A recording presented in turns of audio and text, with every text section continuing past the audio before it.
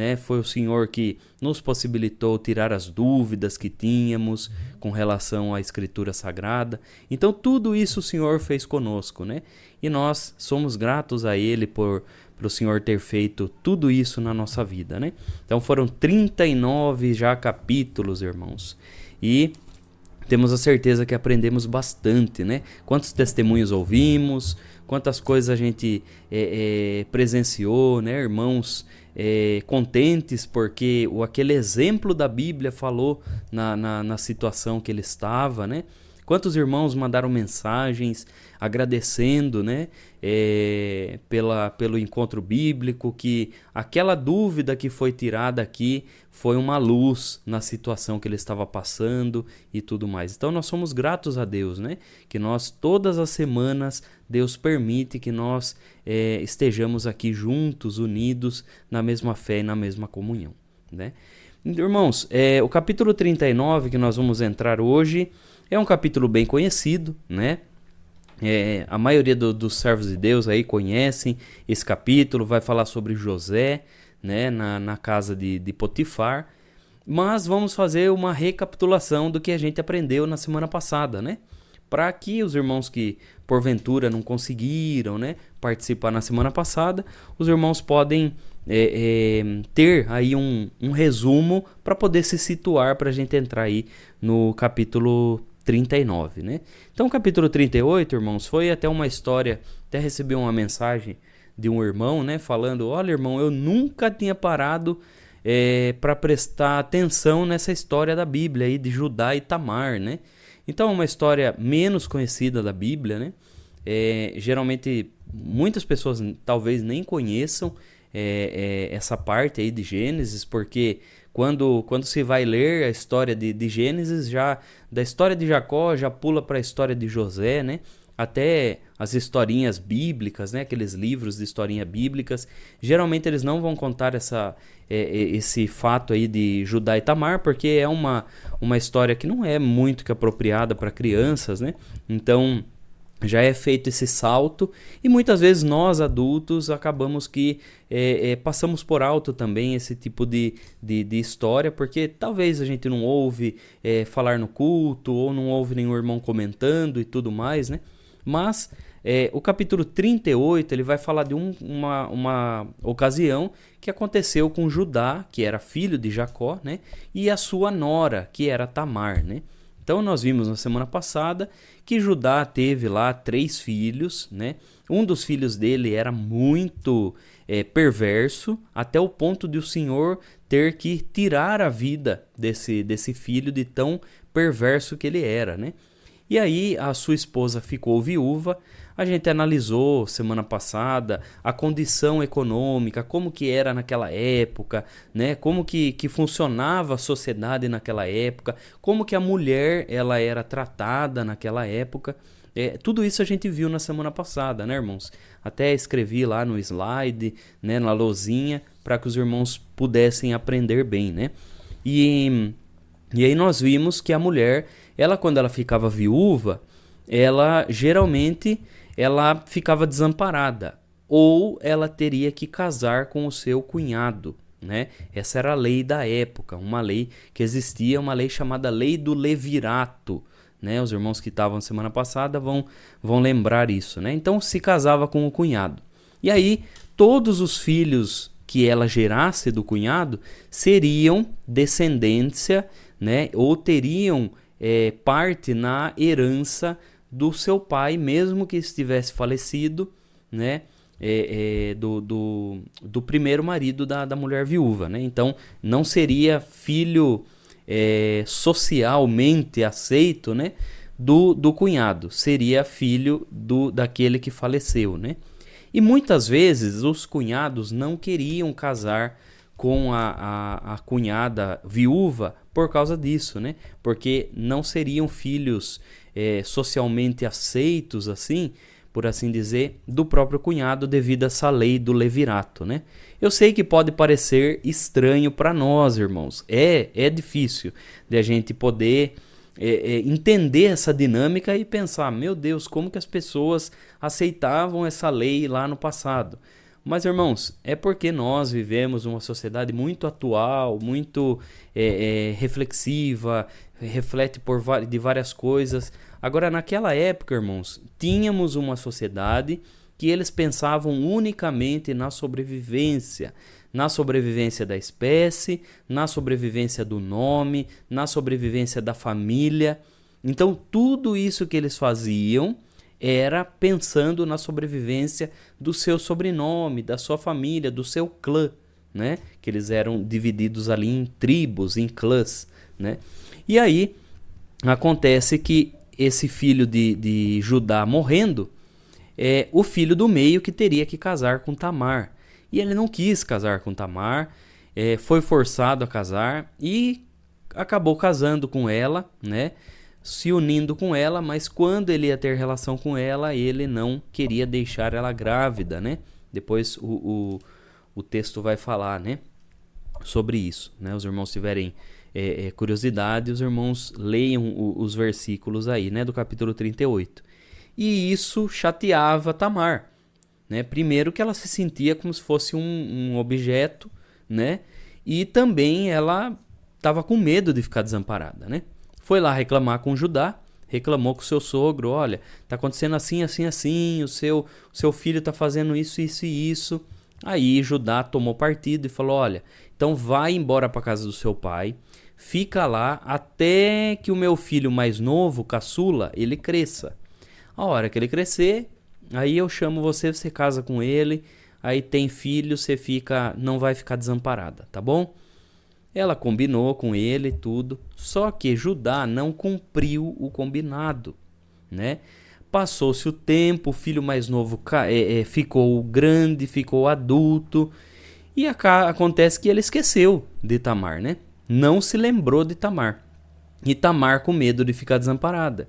Por quê? Um dia os seus pais iriam morrer, né? E ela era uma mulher viúva, então era mais difícil de casar, né? Ela precisava de documentos, precisava de todo aquele atestado, né, para poder casar. Era difícil para a mulher na época, né, irmãos? Então a gente vê que as mulheres vieram de uma situação difícil do passado, né? E era dessa forma que elas tinham que se virar de uma forma ou de outra, né? E a Bíblia, irmãos, a Bíblia aqui ela não está falando que o que eles estavam fazendo era certo ou errado. Ela só está narrando um fato, né? Mas veja que nesse relato a Bíblia ela vai a favor de Tamar, né? E aí Tamar fez o quê? Não, mas não é possível, eu vou ficar jogada, vou ficar esquecida aqui. Ela teve umas pessoas ali da vizinhança que falaram, olha, sabe o seu sogro? Ele fez amizade com o pessoal que ele tá indo lá tosar as ovelhas, né? Tosquiar as ovelhas lá. E ele tá indo junto. Quando ela viu isso, ela pensou, eu vou encontrar ele no meio do caminho. Quando ela foi para encontrar ele no caminho, ela se vestiu de uma roupa, né? E colocou um véu na cabeça e um véu aqui no rosto. Então ela cobriu o rosto e deixou só o olho ali para fora, né? E ficou na beira do caminho. Quando ela ficou na beira do caminho, lembrando que as mulheres não ficavam na beira do caminho, somente as mulheres que ficavam na beira da estrada, nas vielas e tudo mais, eram mulheres que vendiam seus corpos, eram prostitutas, né? E aí Tamar ficou ali na beira do caminho e Judá passou. Quando Judá passou, ficou de olho nela e chamou ela para sair com ele. E aí ela fala assim, olha, quanto que você vai pagar? E aí ele promete, se eu não me engano, é um cabrito, né, que ele promete. E aí ela fala, não, eu quero que você pague agora. Não, mas eu não tenho, depois eu mando entregar o cabrito lá na sua casa, tá bom? Não. Então me dá um penhor aí, né? Me dá uma garantia de que você vai pagar. Aí o penhor que ele deu, né, foi uma capa, se eu não me engano, era deixa eu até ver aqui, irmão. Um lenço, um cajado, né? E o anelzinho que tinha a assinatura de Judá, né? Aí ele deu essas 3 coisas para Tamar. E aí Tamar, ela né, teve relações com o próprio sogro, né? E aí o que acontece? Ela ficou grávida, irmãos. Quando deu lá uns 3 meses, que a barriga já estava apontando e tudo mais, ela já estava sentindo os sintomas, né, da gravidez, uma pessoa foi lá e falou para ajudar, falou assim: você não acredita, aquela sua nora, que é viúva do seu filho, ela tá grávida, ela com certeza adulterou por aí, saiu com outro homem. Aí Judá, na hora, o que Judá falou? Não, sabe o que tem que fazer? Vamos tacar fogo nela. Aí foram lá procurar ela para poder queimar ela. Olha para você ver, irmãos, a hipocrisia de Judá, né? A hipocrisia de Judá. Então chegaram lá para poder tacar fogo em Tamar. Quando chegaram lá, ela falou assim: não, realmente eu tô grávida. Eu tô grávida realmente, mas sabe de quem que eu tô grávida? Olha, e mostrou lá, né? O cajado, mostrou o lenço e mostrou o anel. Olha, eu tô grávida desse homem aqui. E aí, quando Judá viu aquilo, ele ficou muito envergonhado. Ele falou: não, realmente, ela é mais justa do que eu, porque eu prometi que ela ia casar com meu filho, e foi uma forma que ela achou de sobreviver. Por quê? Tamar não tinha de onde ela tirar, irmãos. E a outra, Tamar ia envelhecer. Ela ia chegar uma hora que ela ia envelhecer. E quem ia cuidar dela? Né? Pelo menos ela tendo filho, os filhos teriam a obrigação de cuidar dela, né? Se ela não tivesse filho, ela ia virar uma mendiga, né? Porque geralmente era isso que acontecia lá na sociedade antiga, né? A mulher que não tinha filho, quando morria o marido, aí morria os pais automaticamente, né? Morriam os pais, os irmãos e tudo mais. E os irmãos também não tinham obrigação de cuidar dos seus próprios irmãos. Cada um cuidava da sua vida. E ela ia fazer o quê? Ah, irmão, mas ela ia trabalhar. As mulheres dificilmente trabalhavam fora naquela sociedade. E por mais que ela trabalhasse, fizesse algum artesanato para vender, não era o suficiente, né, irmãos? Não era o suficiente, porque as pessoas não valorizavam, né, esse tipo de artesanato, esse tipo de coisa, né? Então, foi um modo de sobrevivência que ela achou, né? E aí ela teve filhos gêmeos, né? Nasceu gêmeos do ventre dela.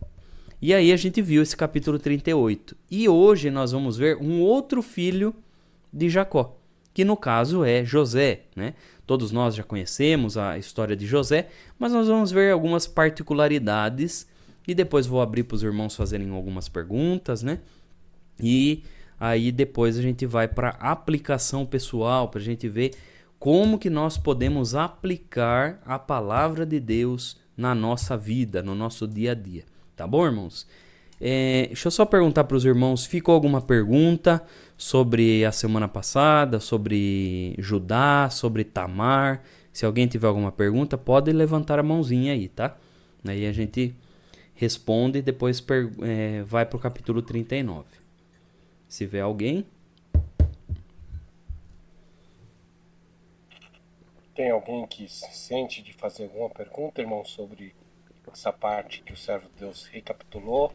Estava congregado semana passada, ouviu mais na íntegra, né? Que Deus deu a graça do servo de Deus recapitular. Ficou alguma pergunta, alguma dúvida? É só levantar a mãozinha virtual do aplicativo. Estão todos em paz? Então, vamos para o capítulo 39, então, irmãos? Vamos para o capítulo 39. Então, se os irmãos estiverem com a sua Bíblia, né, já podem abrir a sua Bíblia aí no capítulo 39 e a gente vai fazendo aquele formato mesmo, né, irmãos? Que nós lemos, né, vamos lendo os versículos e vamos explicando, né, os versículos aí. Então, o capítulo 39 de Gênesis, ele começa assim, né? E José foi levado ao Egito, e Potifar, eunuco de Faraó, capitão da guarda, varão egípcio, comprou-o da mão dos ismaelitas, que o tinham levado lá. E o Senhor estava com José, e foi varão próspero, e estava na casa de seu senhor egípcio. Vendo, pois, o seu senhor, que o Senhor estava com ele, e que tudo o que ele fazia, o Senhor prosperava em sua mão, José achou graça em seus olhos e servia-o, e ele o pôs sobre a sua casa e entregou na sua mão tudo o que tinha. E aconteceu que, desde que o pusera sobre a sua casa e sobre tudo o que tinha, o Senhor abençoou a casa do egípcio por amor de José. E a bênção do Senhor foi sobre tudo o que tinha na casa e no campo. Então, vamos dar uma pausa aí. Então, estamos falando de José. Lembra que nós estudamos sobre José. José foi vendido pelos seus próprios irmãos, né? Houve uma crise de ciúme, de inveja entre os irmãos de José ali, né? Acabaram simulando a morte de José. Jacó ficou muito nervoso, né? Muito nervoso. Quando ele viu, né, aquela túnica que ele tinha dado de presente para José, toda ensanguentada. E, na verdade, os irmãos dele queriam realmente matá-lo, mas daí um ou outro, não vamos matar, né? Vamos fazer outra coisa. A gente vai matar, não vai ganhar nada. Então vamos vender ele. Tá, vamos vender. Jogaram ele num buraco, né? E nesse buraco depois tiraram ele a hora que passou os comerciantes ismaelitas, né? Lembra de Ismael, né? Que era um dos filhos de Abraão, que era o filho de Abraão com Agar, né? Então Ismael saiu lá da casa de Abraão e realmente, assim como Deus tinha falado, ele prosperou, né? A descendência de Ismael prosperou muito. E aí eles viraram comerciantes. Então eles passavam por toda a região comercializando as coisas, né? Como tempero, eles comercializavam panelas, utensílios, animais, camelos, escravos.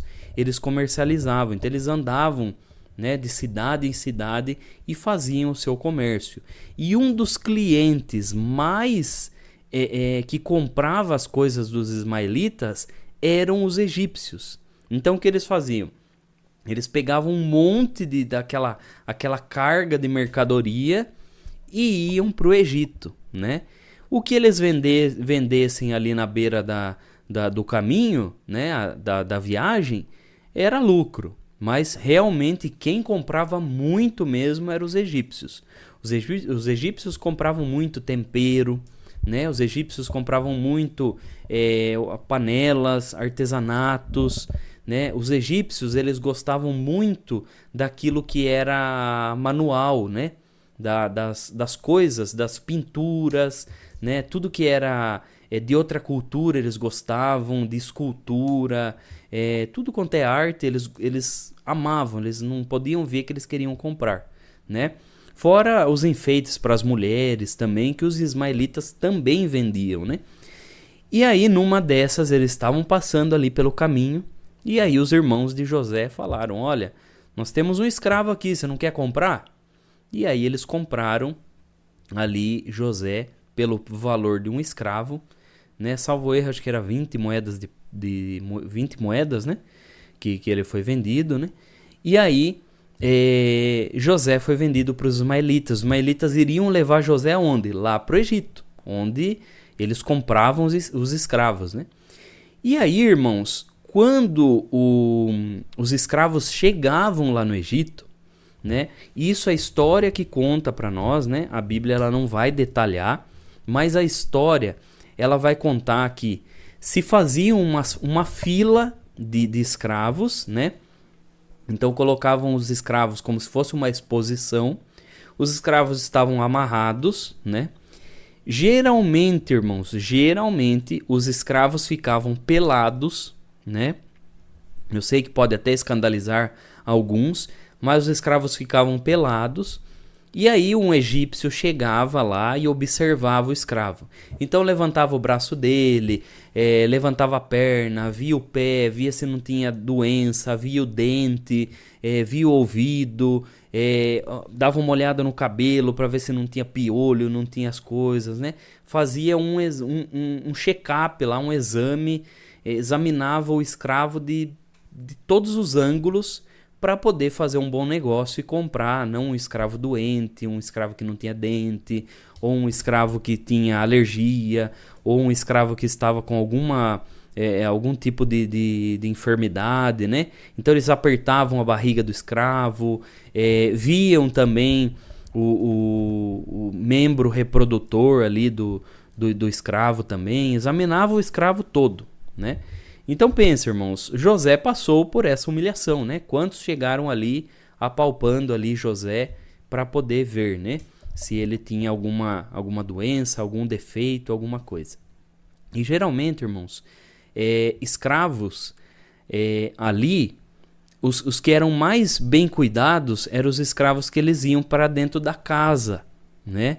Os que eram bem cuidadinhos, que eram escravos mais escravos mais novos, escravos que não eram tão idosos, né? Então esse tipo de escravos eles iam para dentro da casa. Outros escravos eles ficavam na parte bruta, né? No serviço bruto mesmo, ficavam lá, e muitos até eram doados como se fosse brinde, né? Ó, você compra esse escravo, você leva esse, porque ninguém estava querendo, né? Então, veja, os escravos eram tratados dessa forma, infelizmente, né, irmãos? E aí, como José, ele andou pouco também, né? Porque o que acontecia também era que muitos escravos, eles se desgastavam com a viagem, né? Imagina, irmãos, eles andavam, o escravo não estava ali numa carroça, não, os escravos eles iam andando naquele sol de rachar, muitos descalço, né? Andando descalço e tudo mais, sem muito alimento, era só o básico para não morrer, né? Então, muitos escravos chegavam lá no Egito desgastados, né? E José ele foi pego ali no meio do caminho, quase chegando no Egito, né? E José era um filho bem cuidado, né? Era um menino que era um moço, mais ou menos ele devia ter lá os seus 17 anos por aí, né? Então já era um moço conservado, um moço belo, né? E aí, quando olharam, e Potifar, né? Aqui fala que Potifar ele era o capitão da guarda, né? Quando era o capitão da guarda, ou seja, ele tinha uma patente muito alta, né? Potifar ele tinha uma função muito alta lá no reinado, no governo ali de Faraó, lá do Egito.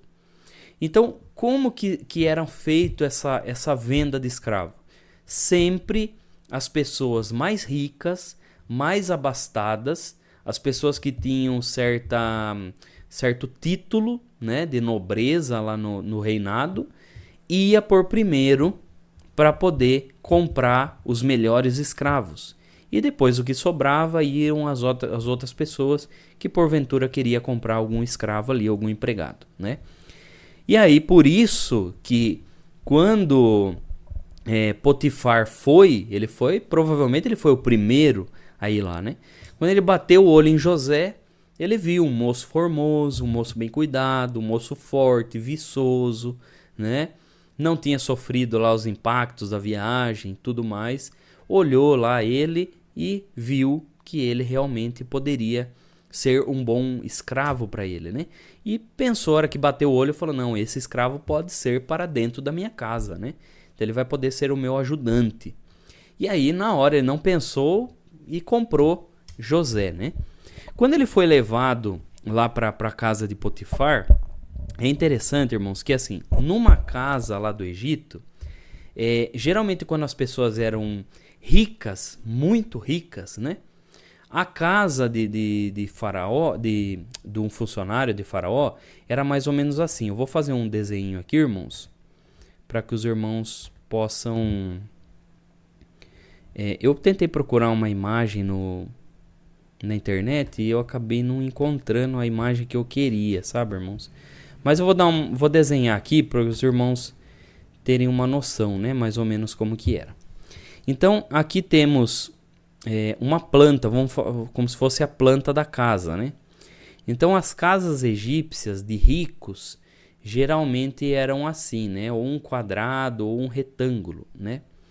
E aí, irmãos, então tínhamos a entrada das casas, né? Várias entradas. Então, geralmente eram essas várias entradas que tinham, né? Aqui geralmente tinha o pátio, né? O pátio interno, e tínhamos também o pátio externo, né? Onde era como se fosse uma varanda hoje em dia, mas era um pátio externo, né? E aí depois tinha o quintal lá deles, onde eles plantavam as coisas, né? Aqui geralmente tinha alguma parte onde tinha água, né? Algum poço, alguma corrente, água aqui que era uma mina que passava, mina de água, uma bica, alguma coisa, onde se usava para tanto lavar utensílios, como usava para se lavar roupa, objetos e tudo mais, né?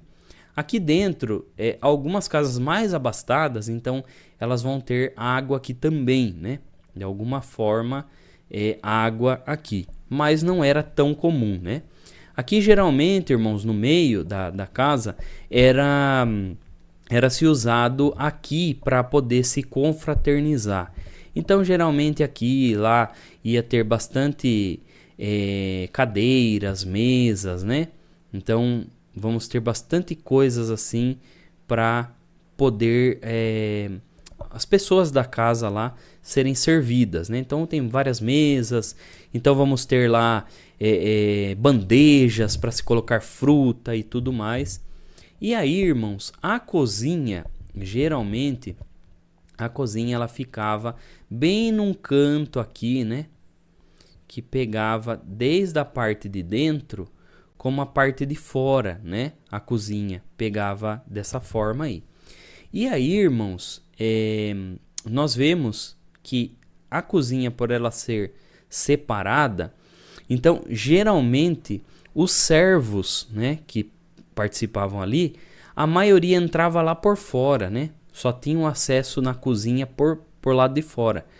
Poucos tinham esse acesso para poder não ter contato tanto com a família que morava lá, né?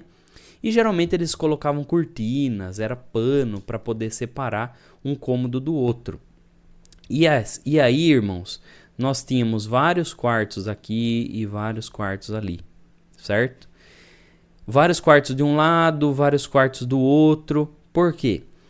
Porque eram separados, né? Separados os homens das mulheres, né? Existiam servos que dormiam lá dentro e servos que moravam em alguma casinha lá no quintal, lá, né? Lá no quintal que moravam lá. Mas sempre era separado.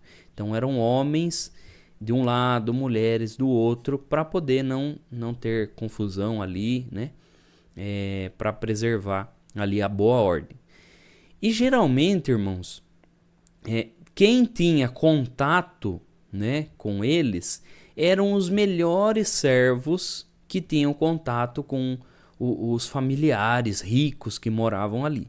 E aí, irmãos, nós vamos entender o porquê que eu estou explicando isso, para os irmãos verem como que aconteceu lá na casa de Potifar, né? A situação que aconteceu lá com José. Os irmãos vão se lembrar disso, né? Então, poucos servos tinham. Não era todo servo da cozinha que tinha lá, né? Que ia ter contato com eles. Não era todas as mulheres, geralmente eram mulheres, meninas que cuidavam da esposa, né? Davam banho nela, passavam creme nela, faziam maquiagem, lidavam com o cabelo. Geralmente as mulheres egípcias, elas rapavam o seu cabelo, o cabelo original, e colocavam peruca, né? Geralmente era dessa forma, né? Alguns historiadores, irmãos, dizem que eles faziam isso, os egípcios, porque para não ter nenhum tipo de doença, como piolho, caspa, que diz que lá naquela região piolho era uma infestação de piolho, né? E devido aos óleos que eles usavam na cabeça e tudo mais, né? Os rituais que eles tinham, às vezes o couro cabeludo ficava muito oleoso e dava caspa, seborréia e tudo mais, né? Então, muitas mulheres optavam por rapar, né, a cabeça e colocavam a peruca no lugar. Então, por isso que a gente vai ver em filmes lá as mulheres com aquele cabelinho chanelzinho, assim, todo certinho, né, que eram as mulheres egípcias, né? E aí, geralmente, as perucas tinham que ser penteadas, né, todos os dias, ser penteadas. As perucas passavam de mãe para filha, né? Iam se passando de geração, né? Porque eram muito caras, né? As perucas. E aí, irmãos, as mulheres, às vezes, elas ficavam ali num cômodo, cuidando da mulher que morava ali naquela casa, né? E aí, só depois que a mulher era totalmente tratada, que ela recebia toda a pintura, todas as vestes, que ela tinha uma vida social, que ela ia lá interagir com o marido, interagir com os filhos, interagir com as pessoas e tudo mais, né? Então, era dessa forma que funcionava a sociedade egípcia, tá? Então, eu tô contando isso, irmão, só que para os irmãos fiquem situados, né, para o que a gente vai ver hoje, né? Daí os irmãos vão se lembrar, falar, por isso que aconteceu isso, por isso que foi dessa forma, né? Então vamos continuar lendo, lembrando que a gente viu aqui, né, uma expressão no capítulo 2, no versículo 2, que fala, e o Senhor estava com José. Essa expressão, irmãos, e o Senhor estava com José, a gente vai ver várias vezes na Escritura, né? E depois a gente vai ver o porquê que esse versículo aparece assim, né? Por que essa expressão aparece assim. E a gente viu que Potifar olhou e viu, falou, não, realmente, olha, esse menino aí, ele é diferente. Esse menino, ele é abençoado. E foi por causa de José que Potifar foi abençoado, né? Aí tudo começou a prosperar na casa de Potifar. E vamos ver o versículo 6 em diante, tá? Vamos continuar aí. Então peguem a sua Bíblia aí, versículo 6 em diante, capítulo 39, tá, irmãos? Quem entrou depois aí é o capítulo 39. E deixou tudo que tinha na mão de José, de maneira que nada sabia do que estava com ele, a não ser do pão que comia. E José era formoso de parecer e formoso à vista. E aconteceu depois dessas coisas, que a mulher de seu senhor pôs os seus olhos em José e disse, deita-te comigo. Porém ele recusou e disse à mulher do seu senhor, eis que o meu senhor não sabe o que há em casa comigo, e entregou em minha mão tudo o que tem. Ninguém é maior do que eu nesta casa, e nenhuma coisa me vedou, senão a ti, porquanto tu és sua mulher. Como, pois, faria eu este tamanho mal e pecaria contra Deus? E aconteceu que, falando ela cada dia a José, e não lhe dando ele ouvidos, para deitar-se com ela e estar com ela, sucedeu num certo dia que veio à casa para fazer o seu serviço, e nenhum dos da casa estava ali. E ela lhe pegou pelo seu vestido, dizendo, deita-te comigo. E ele deixou o seu vestido na mão dela, e fugiu, e saiu para fora. E aconteceu que, vendo ela que deixara o seu vestido em sua mão, e fugira para fora, chamou os homens de sua casa, e falou-lhes, dizendo, vede, trouxe-nos o varão hebreu, para escarnecer de nós. Entrou até mim para deitar-se comigo, e eu gritei com grande voz. E aconteceu que, ouvindo ele que eu levantava a minha voz e gritava, deixou o seu vestido comigo, e fugiu e saiu para fora. E ela pôs o seu vestido perto de si, até que o seu senhor veio à sua casa. Então falou-lhe conforme as mesmas palavras, dizendo, veio a mim o servo hebreu que nos trouxeste para escarnecer de mim. E aconteceu que, levando eu a minha voz e gritando, ele deixou o seu vestido comigo e fugiu para fora.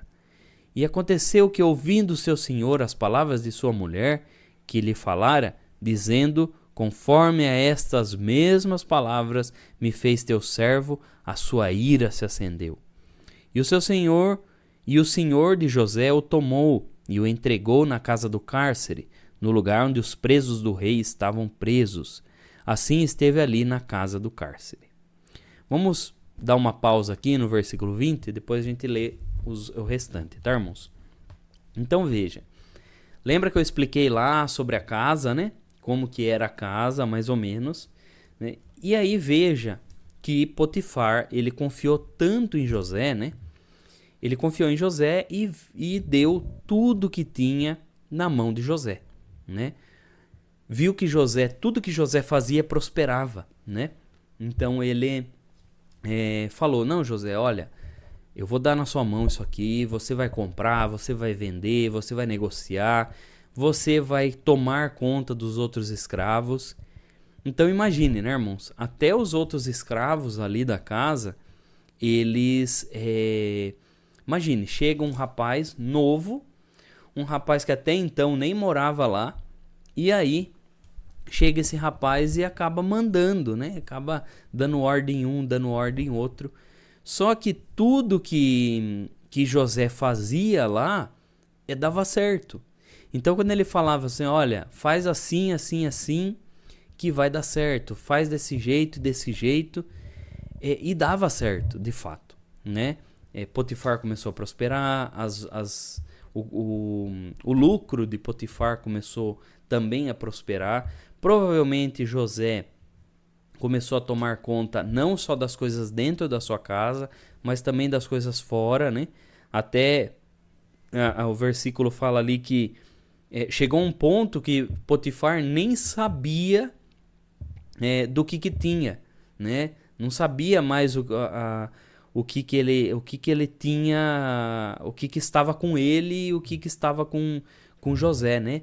Ele já não sabia. José administrava tudo na vida de Potifar. A única coisa que ele sabia era do pão que ele comia, né? A Bíblia vai falar isso. Então veja que José pegou uma responsabilidade muito grande. E aí, veja, irmãos, é aquela coisa, né? O inimigo, ele é sujo mesmo, sujo. Ele vê uma prosperidade do servo de Deus, ele já começa a querer acabar com aquilo, né? Acabar com a graça do servo de Deus. E aí o que acontece? A mulher de Potifar, né? A mulher de Potifar, ela olhou para José de uma outra forma. Então José era um moço novo, José era um moço bonito, né? José era um moço formoso, né? E aí ela começou a olhar para ele de uma forma, e olha para cá, e olha para lá, e joga um charminho para cá, um charminho para lá. Mas José é totalmente profissional, né? Até que chega um momento em que a mulher de Potifar, ela acaba olhando para José, encontrando José. Lembra que eu falei, né? Mostrei lá no desenho lá, que só alguns que tinham autorização para acessar a casa, né? Então, provavelmente,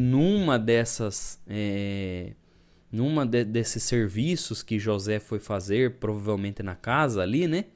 Dar ordem para um servo, para outro, né? Ou fazer alguma coisa, numa dessas ele teve contato com a mulher de Potifar, né? Que já devia estar atrás do pé dele, né? E aí, nisso, irmãos, o que acontece? Ela vai e faz uma proposta. Não, José, venha, deita-se comigo, né? E aquela coisa, né? Deite-se comigo, ninguém vai ficar sabendo, né? E tudo mais. E aí, José, irmão, sabe uma coisa que eu acho interessantíssimo, José? É que a Bíblia vai falar, né? Que ele recusou. E ele falou para a mulher, né? Ele ainda deu uma dura na mulher, ainda falou assim, olha, eis que o meu senhor não sabe do que há em casa comigo. Ou seja, o meu senhor, ele confia tanto em mim, que ele não fica me vigiando. Ele confia em mim, né? E ele fala, e ele entregou em minha mão tudo que ele tem, tudo, Pense, Potifar, ele entregou até dinheiro para que ele pudesse negociar e tudo mais.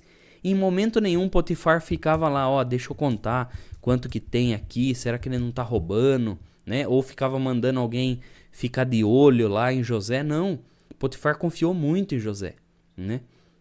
E aí ele vai e fala, né? Ninguém é maior que eu nesta casa, e nenhuma coisa ele me vedou senão a ti, porque é sua mulher. Como, pois, faria eu este tamanho mal e pecaria contra Deus? E aí ele fala, né? Como que eu vou fazer isso? Eu vou pecar contra o meu Senhor, que confia em mim, e vou pecar contra Deus. Mas vamos fazer uma pausa aqui, irmãos. Alguém sabe, né, o porquê? Lembra que o relato de José, ele é antes dos 10 mandamentos, e ele é antes de qualquer ordem na Bíblia que proíbe, né? Que proíbe o adultério. Como que José sabia que o adultério era um pecado contra Deus, né? Fica aí a pergunta. Como que ele sabia? Irmãos, muitos vão falar assim: ah, ele sabia porque devia ter alguma ordem, devia ter alguma lei que não foi registrada na Bíblia. Mas, irmãos, José, embora não tinha os 10 mandamentos ainda, mas José sabia o que era certo e o que era errado. Por quê? Veja, irmãos, a Bíblia vai falar que Deus criou lá Adão e Eva, né? Se Deus criou Adão para Eva e Eva para Adão, então significa que a vontade de Deus é o quê? A vontade de Deus é que cada homem, né, tenha a sua própria esposa e cada esposa tenha o seu próprio marido, né? Então é simples de a gente entender dessa forma. E o José raciocinou dessa forma. E o que vai além disso é um pecado, né? Desagrada a Deus, né? Então veja, irmãos, que José tinha bem consciência, José conhecia a vontade de Deus e conhecia os relatos da Bíblia, né? Muito embora não tinha uma lei falando não adulterarás, né? Embora não tivesse uma lei assim, mas por conhecer as histórias do povo de Deus, ele já sabia o que agradava a Deus e o que não agradava a Deus, né? A mesma coisa nós, irmãos. Às vezes não tem lá uma regra bem clara lá. Vamos supor, não fazer tal coisa, né? Não colocar piercing, né? Ou não tem lá uma outra regra lá, irmão, mas não tem nenhuma regra falando que eu não posso colocar um piercing na minha língua, né? Tá, não vai ter lá mesmo, lá. Não coloque o piercing na língua. Não vai ter. Mas quando a gente conhece a Bíblia, conhece os relatos bíblicos, conhece a forma que os servos de Deus agiam no passado, né? A gente começa a ver a forma que o servo de Deus agrada a Deus, né? E aí, por meio disso, a gente evita certas coisas que vão contra a Escritura. Ah, não tem nenhum texto. Por exemplo, hoje em dia tá na moda esse negócio de aposta aí, né? Aposta de tigrinho e tudo mais. Tá na moda aí que a turma do mundo fica aí jogando dinheiro fora, né? Não é jogando dinheiro fora. Ah, irmão, mas não tem nenhum texto na Bíblia que proíbe lá o tal do tigrinho lá. Mas, irmãos, tem lá aonde a Bíblia vai falar certas coisas para que nós não sejamos pessoas que não têm controle nas coisas, que ficam com ganância, e a gente vai ver servos de Deus que se desviaram por causa da ganância e tudo mais que a gente vai ver na Bíblia, que o dinheiro, muitas vezes, a pessoa fica querendo dinheiro e acaba perdendo, né? E aí o dinheiro que poderia pagar as contas acabou gastando lá à toa, só enriquecendo o ricão que criou lá o aplicativo. Entendeu? Só quando a gente vê lá, só pela gente ver os servos de Deus agindo, né? As histórias da Bíblia, os relatos da Bíblia, a gente já sabe o que agrada a Deus, né? Não precisa de um versículo claramente sobre aquilo, né? Não precisa.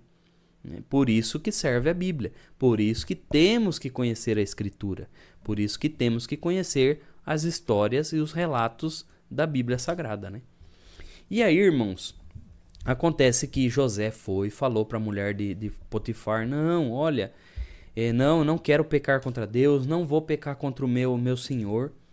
Mas a mulher de Potifar, ela era insistente. A Bíblia vai falar aí, né, no versículo 10, fala assim, e aconteceu que falando ela cada dia a José, ou seja, ela falava todos os dias. Todos os dias ela falava com José. José, deita-te comigo. José, deita-te comigo. José, José, José, José. E ficava lá atrás de José, né? Até que chegou um momento que ela viu que José não ia ceder, né? E aí ela foi e agarrou José. E quando ela agarra José, ela acaba pegando a roupa de José, né? E aí, nisso que se solta a roupa de José, ela agarrou com toda a força, né? Provavelmente rasgou alguma parte, ou ele mesmo se desvencilhou e tirou os braços, tirou de alguma forma ou de outra, e ficou na mão dela a roupa, né? Quando fica na mão dela a roupa, ela vai contar, né? Ela começa a chamar, começa a gritar, chama para os outros homens lá da casa, ela chama os outros empregados lá, que já deviam estar com raiva de José, né? Imagine, chega um menino novo lá, chega mandando em tudo, arrepiando tudo, mudando todas as coisas, né? E aí ela chama, e esses homens aí, eles, não, vamos acabar com a raça de José. Então vamos, é verdade mesmo? Olha essa roupa aqui de José. Não, essa roupa é de José mesmo, vamos acabar com ele, não sei o quê. E aí José sai correndo, né, para fugir de toda aquela situação. E nisso chega quem? Vai chegar Potifar. E a mulher, ela vai ficar esperando Potifar, ela fica esperando com a roupa do ladinho dela. Imagina, irmãos, ela estava maquinando, né? Maquinando tudo aquilo. Ela fica com a roupa ali do lado, quando Potifar chega, ela fala, sabe aquele seu servo hebreu lá? Ele veio aqui para tirar sarro da minha cara, né? Que é escarnecer, né? Veio para escarnecer de mim, ou seja, quer dizer, veio aqui para tirar sarro da minha cara, para vir para cima de mim, ele quis se deitar comigo, olha aqui a roupa dele, né? E aí Potifar fica muito bravo, irmãos, muito bravo, vai lá, encontra José e lança José na prisão, né? E aí a gente viu que não era também qualquer prisão que José foi, né? Às vezes os filmes assim relatam uma prisão, qualquer prisão lá, né? E não eram geralmente quem ficava preso na mesma prisão, no mesmo cárcere que José foi, eram aqueles que eram da elite, né? Por exemplo, a Bíblia vai falar aí, deixa eu achar o versículo aqui, irmãos. Aqui, versículo 20, vai falar, e o Senhor de José o tomou e o entregou na casa do cárcere, no lugar onde os presos do rei estavam presos, né? Ou seja, os presos do rei. Quem eram os presos do rei? Os presos do rei eram aqueles que intentavam contra o rei. Ou seja, aquele que queria matar o rei, aquele que era da corte real e queria matar o rei, ou que conspirou contra o rei, ou algum oficial do rei, né? Que falou contra, ou que tramou alguma coisa contra o reinado. Geralmente eram esses, né? Então José ficou ali na prisão com esses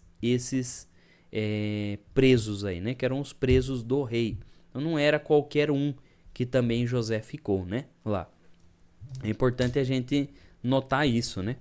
Que até nisso o Senhor foi bondoso com José, né? O Senhor foi bondoso com José, permitindo que José também não ficasse, né, em uma situação também muito precária, né?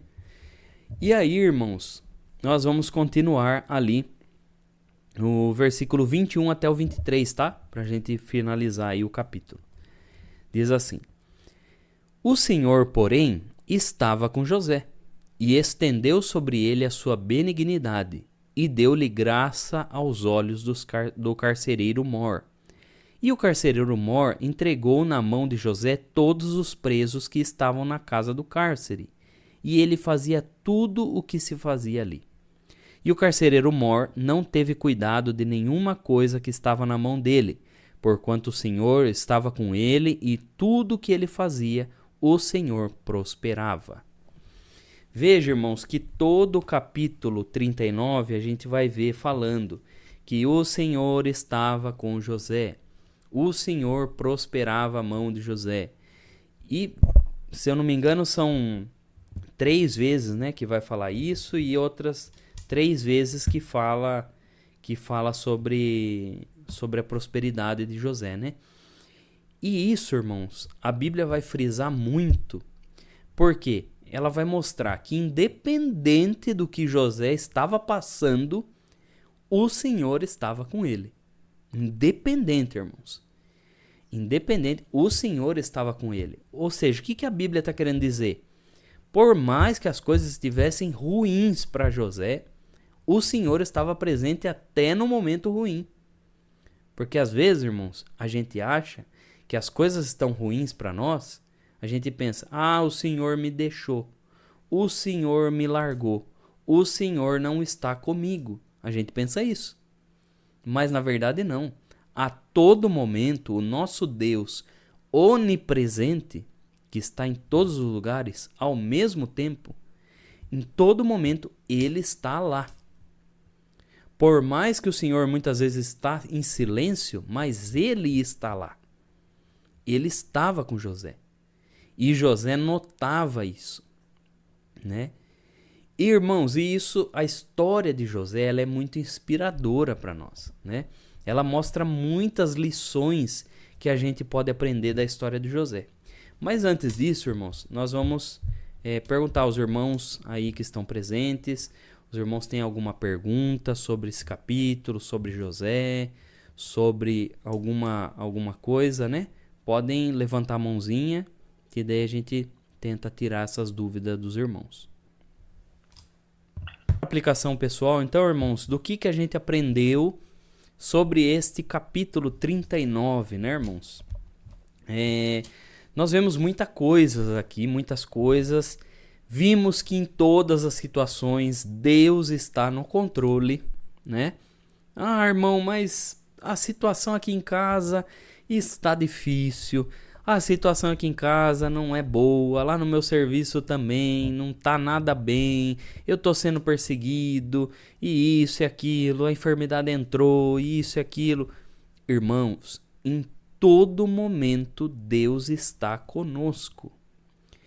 E tudo que acontece na nossa vida, irmãos, nós temos que aprender que tudo é para uma obra, né? Tudo tem um porquê. Até os momentos mais difíceis têm um porquê. Irmãos, pense bem. Grava isso no seu coração, na sua mente e grave. Gerar um testemunho, irmãos, gerar um testemunho e gerar uma história que inspira os outros, dói bastante. Você gerar um testemunho que vai inspirar outros a servir a Deus também vai doer, vai ser dolorido.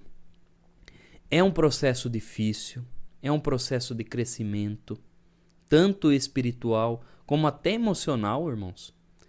Mas pense, irmãos, vale a pena. Por quê? Porque hoje o irmão está sofrendo. Hoje a irmã está sofrendo. Hoje o irmão e a irmã estão passando por uma situação difícil, que parece que não tem solução. Mas amanhã, a sua história, o seu testemunho vai estar inspirando outros.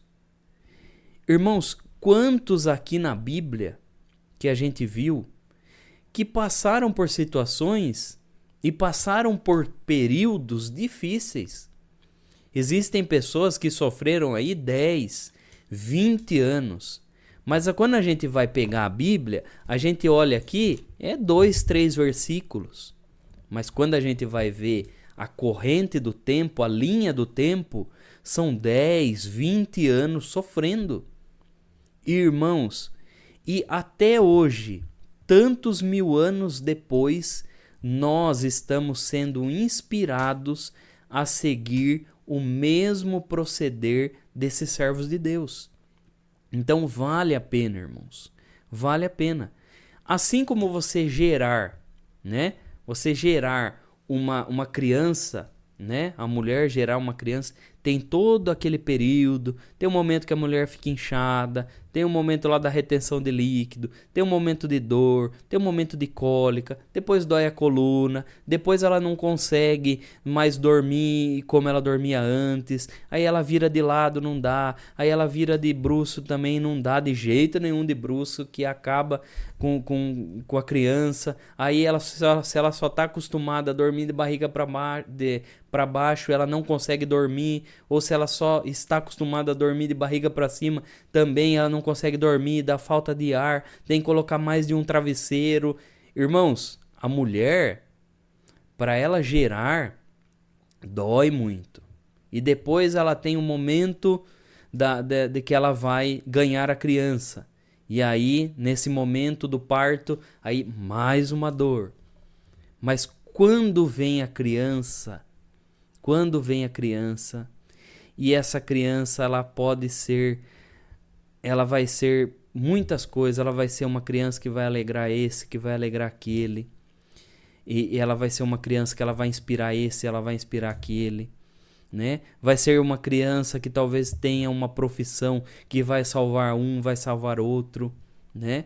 Então, irmãos, gerar dói. Gerar um testemunho de vida dói. Gerar uma história junto com Deus, uma história de perseverança, uma história de fé, uma história de uma pessoa guerreira, dói.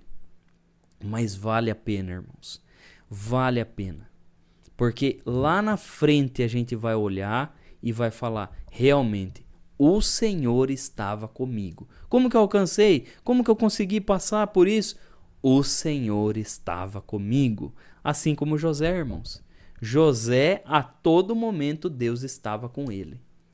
Outra coisa que a gente aprende de José, irmãos. Outra coisa que a gente aprende nesse capítulo. Irmãos, José foi acusado. José sofreu injustamente. Foi vendido. Passou por humilhação. Foi vendido de novo como escravo. Começou a trabalhar lá na casa de Potifar. Irmãos, se no começo estava bem, estava bom de trabalhar lá, provavelmente não.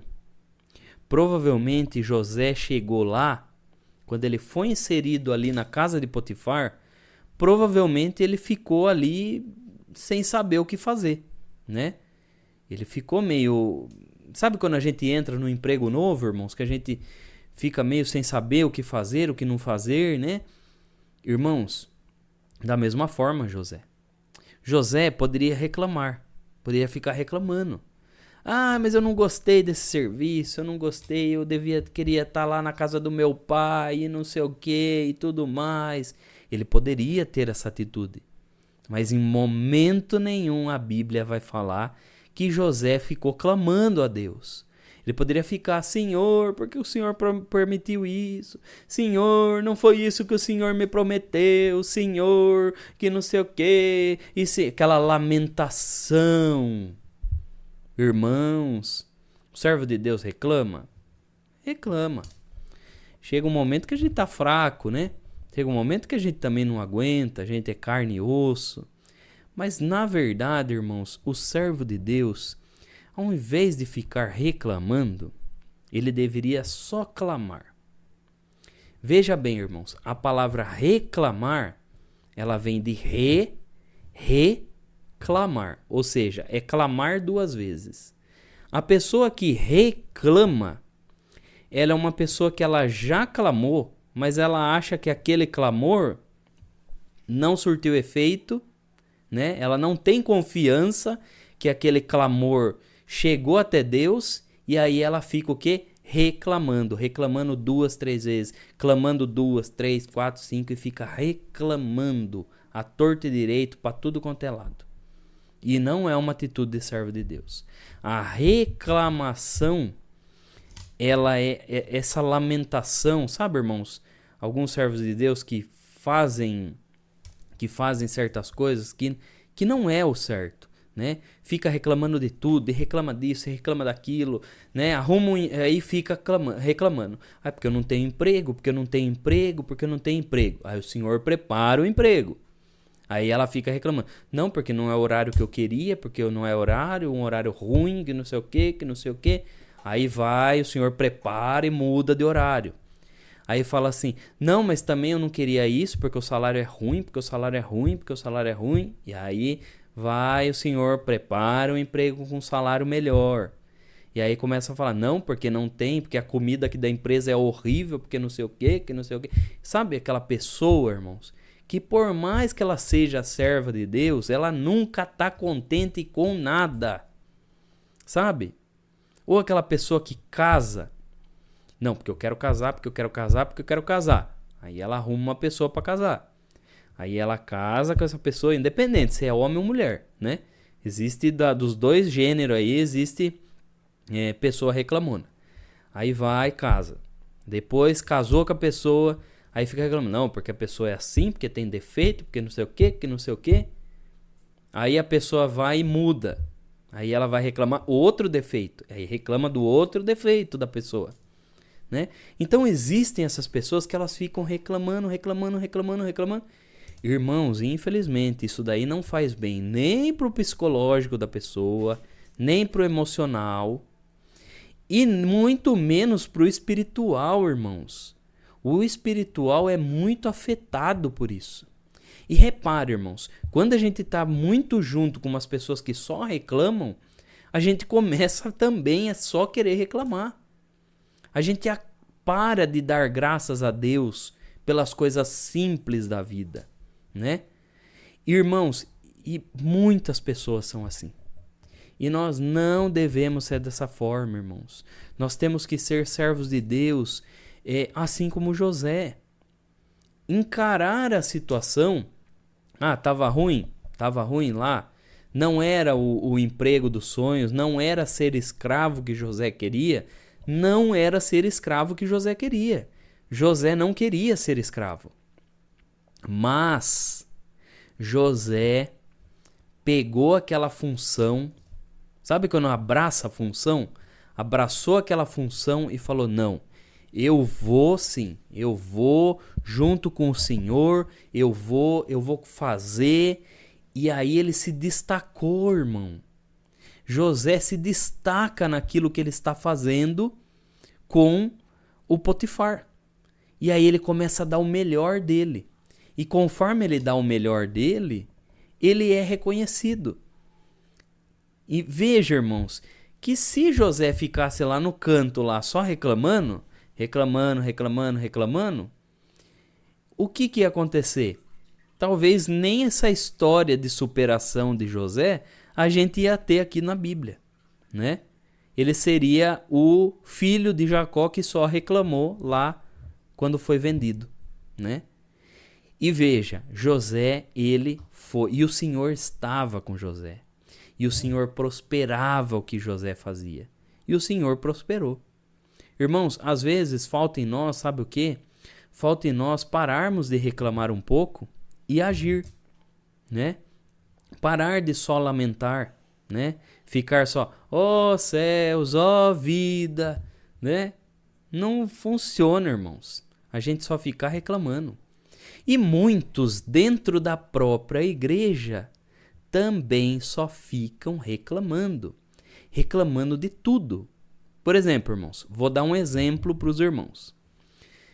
Existem irmãos que eles só vão reclamar e falar assim: meu Deus do céu, eu vou congregar na minha comum, eu não aguento mais, só fulano que ora. Todo mundo tem na comum da gente sempre tem assim, né, irmãos?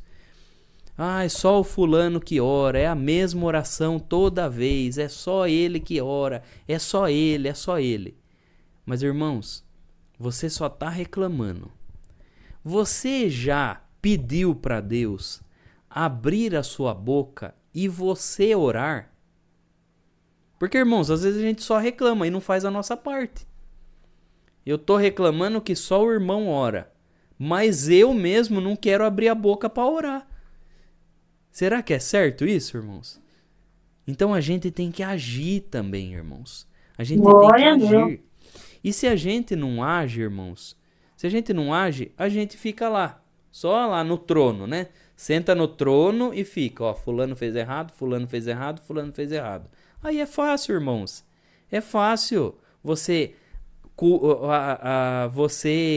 julgar a atitude do outro enquanto você não tem nenhuma atitude. Então, irmãos, a gente tem que ter sabedoria, irmãos. Sabedoria nas coisas de Deus. Da mesma forma que José, ele agiu. Ele foi, ele fazia. E quando o servo de Deus age, aí o Senhor prospera. Aí o Senhor abençoa. Veja que é uma sinergia, né, irmãos? É uma sinergia. O Senhor age e nós agimos. É junto. Agora, tem gente que só espera do Senhor, né? Só fica lá, de perna pro ar, fica: manda-nos, Senhor, manda-nos emprego, manda-nos dinheiro, manda-nos casamento. Não é assim, irmãos. A Bíblia não ensina dessa forma, né? Então, nós temos que ter essa sabedoria e vamos seguir o que José fez.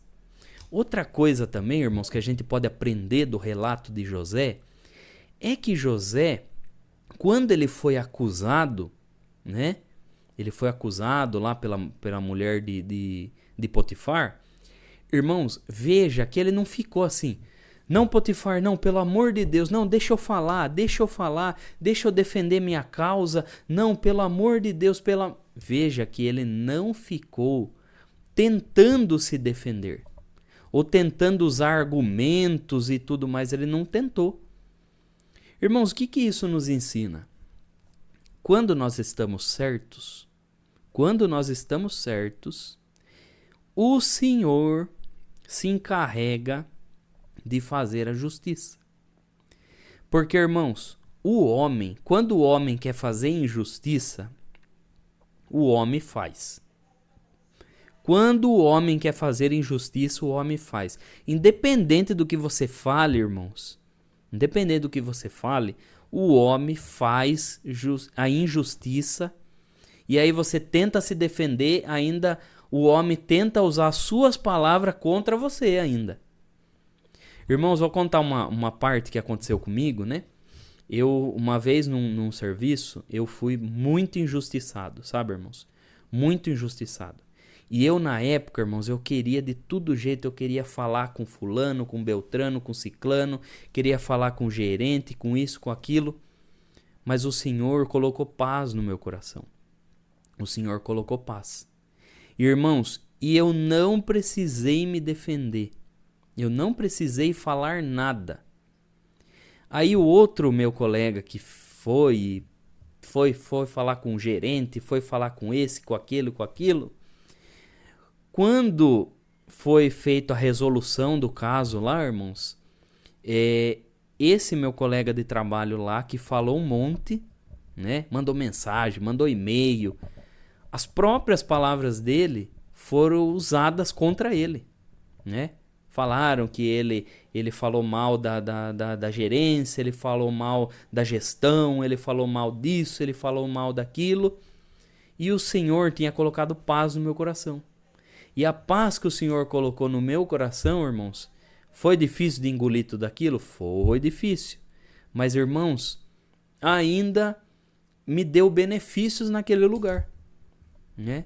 E ainda as pessoas ainda falavam, olha, tá vendo? Olha, a gente tava errado, aí eu fui chamado lá na frente, eles pediram desculpa, não sei o que, né? Ainda fui honrado ainda, irmãos.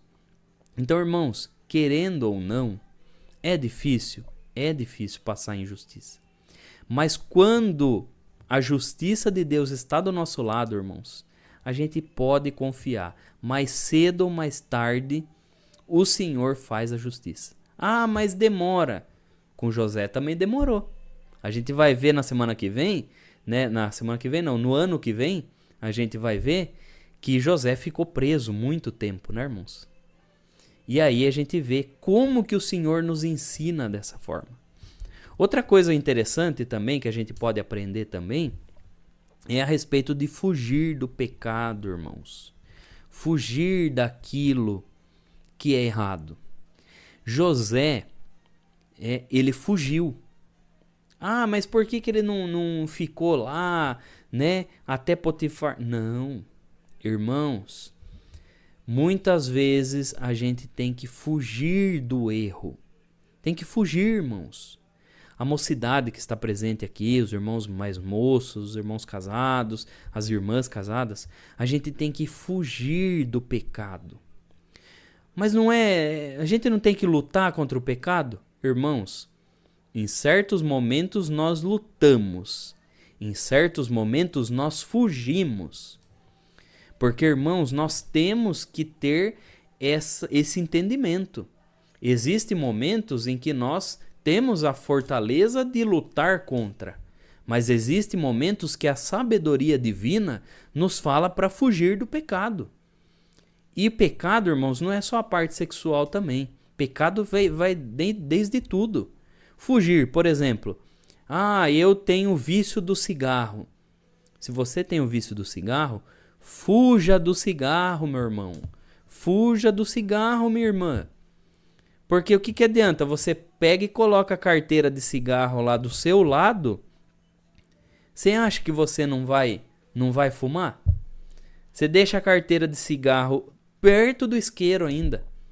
É lógico que você vai fumar.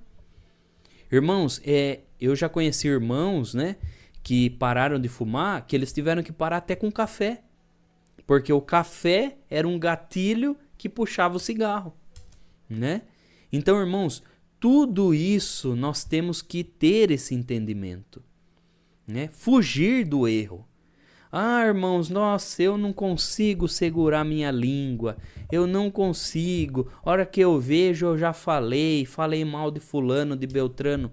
Sabe o que você faz? Sabe essa cadeirinha aí que você coloca na beira da calçada para falar mal dos outros? Para, irmãos. Fuja disso. Fuja disso. Porque, irmãos, se a gente não fugir do erro, a gente tem que fugir, irmãos. Fugir das coisas. O que adianta? A mulher gosta de colocar roupa curta, aí ela vai e enche o guarda-roupa de roupa curta e roupa agarrada. Uma hora ela vai querer usar, né? Então, fugir do erro, fugir daquilo que é errado, é a gente não ter mais nada que ver com essas coisas. É a mesma coisa a pessoa que tem problema com bebida alcoólica, irmãos. A pessoa que tem problema com bebida alcoólica ou que tem problema com drogas, ela tem que evitar as situações. Ah, mas eu tinha amizade com fulano, ou eu ia num churrasco de família e lá todo mundo bebe. Irmãos, se você não fugir da situação, você vai continuar bebendo. Porque tem coisas que a gente consegue lutar, mas tem coisas que a gente tem que fugir. Assim como José. José fugiu. E aí, irmãos, entra a sabedoria nossa. Fugir do erro, fugir do pecado, fugir daquilo que pode nos enlaçar, né? Da mesma forma como a pessoa que tem diabetes. Pessoa que tem diabetes, se ela não fugir dos doces e ter um estoque de doce na casa, ela uma hora ou outra ela vai comer um monte e aí vai acontecer o quê? Vai morrer ainda. A insulina vai lá em cima, né? Então, irmãos, pelo amor do Senhor, em nome do Senhor Jesus, vamos fugir do erro. Tá aqui o conselho. Se o irmão ou a irmã está querendo fugir do erro, não quero mais praticar esse pecado, não quero mais praticar isso, irmãos, fuja. Ah, mas o pecado que eu estou cometendo envolve o celular. Exclui rede social. Ah, mas eu estava tendo uma conversa com fulano e ciclano. Exclui o número da pessoa. Ah, mas olha, eu estava saindo, namorando uma pessoa. Termina. Irmãos, temos que fugir do pecado, irmãos. Nós não sabemos o dia que vai ser a nossa partida. Pode ser hoje a nossa partida, pode ser amanhã. Então temos que nos preparar. Vamos fazer igual José. Vamos fugir do erro. Vamos nos santificar.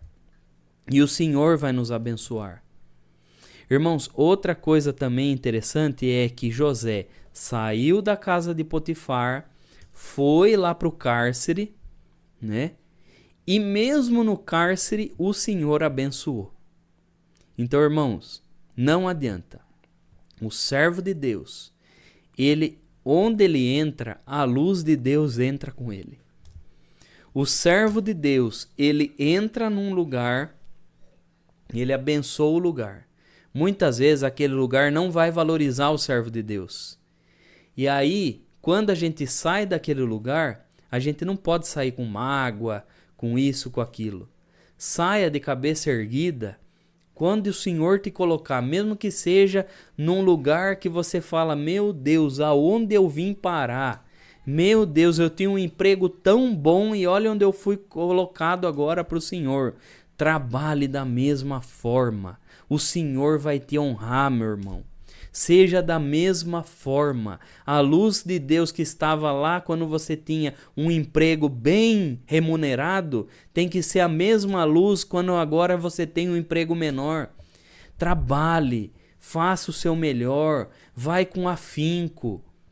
Ah, mas irmão, o irmão não conhece a minha situação. Irmãos, Deus conhece a tua situação. Existem momentos que é de nós ganharmos bastante, existem momentos de ganharmos menos. Mas como o apóstolo Paulo falou, eu sei ter necessidade, eu sei ter fartura. Eu sei passar fome e eu sei passar bem. Eu sei ter isso, eu sei ter aquilo. Mas em todas as coisas, tudo posso naquele que me fortalece. Irmãos, nós temos que aprender. As situações de Deus são de diversas formas e tudo o Senhor nos ensina. Existem pessoas, irmãos, que você vai atingir, existem pessoas que você vai fazer amizade, é lá no emprego que você ganha menos. E é essa pessoa que vai precisar da luz de Deus. E é essa pessoa que você vai precisar ter contato. Então, irmãos, valorize onde o Senhor te colocou. Valorize. Não estacione. O Senhor tem mais coisas para te dar. Não estacione, mas valorize. É por um período de tempo. E esse período de tempo que seja cheio da luz de Deus. E o Senhor vai te abençoar e o Senhor vai prosperar a sua mão, assim como prosperou José. Glória ao nome santo de Deus. Nós terminamos assim então, irmãos, esse encontro bíblico, né? Nós temos a certeza que o Senhor muito nos abençoou, que o Senhor muito nos aconselhou com tantas coisas, né? A história de José é muito bela, irmãos. A história de José, ela inspira a sermos servos de Deus, né? Ela inspira a nós seguirmos, mesmo que nós estivermos passando por momentos de acusação, calúnia, né? Por momentos de injúria. Ah, irmão, mas olha, eu estou numa situação... Irmãos, vamos lembrar de José. Vamos lembrar de José. Ah, mas irmão do céu, você não sabe, irmão. Ah, minha vizinha me calunia. Ah, irmão, mas você não sabe, irmãos. Olha, minha família não pode me ver que fica falando e tal, e isso e aquilo. Ó, irmãos, chega esse final de ano, eu já fico até com medo de ir na casa de um e de outro, porque parece que virou uma fofocaiada, parece que virou um fala daqui, fala dali. Irmãos, lembre de José. Lembre de José. Todos os irmãos dele falaram contra. Todos os irmãos quiseram a morte dele. Ah, irmãos, mas você não sabe, irmão, é lá na igreja que tá as coisas. Irmãos, infelizmente os próprios irmãos venderam José. Os próprios irmãos. E muitas vezes os próprios irmãos na fé nos machucam. Os próprios irmãos na fé. Mas pense, em tudo o Senhor estava com José. E da mesma forma, em tudo o Senhor estará conosco. Então Deus que abençoe a todos os irmãos que estiveram presentes. Esse é o último encontro bíblico do ano. Vamos passar umas pequenas férias aí, né? Ano que vem a gente volta, né? Examinando muito mais a Escritura Sagrada para a gente aprender mais das coisas de Deus. E é gostoso, né, irmãos?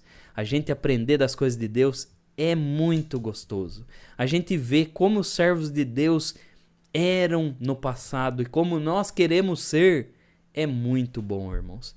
E Deus vai abençoar, que nós vamos continuar ano que vem com toda a força, com toda a fé e o Senhor nos guiando.